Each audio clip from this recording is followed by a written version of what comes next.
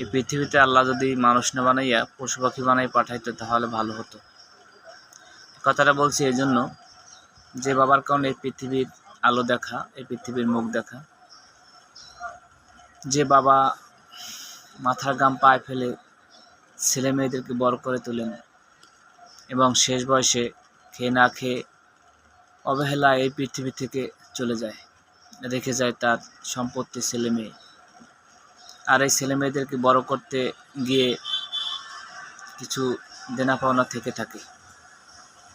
আর এই পাওনাদাররা মৃত্যুর পর যখন ছেলে মেয়েদের কাছে আসে যে তোমার বাবার কাছে আমি টাকা পয়সা পাবো, তারা দেওয়ার কথা স্বীকার করেও কিছুদিন পরে আবার বলে আমরা তো এগুলি খাইনি, যে খাইছে তার কাছ থেকে নিয়ে নাও।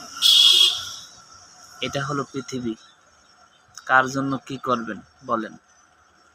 কতটা জঘন্য, কতটা নিকৃষ্ট নির্লজ্জ হলে মানুষ এই কথা বলে, একবার চিন্তা করে দেখেন।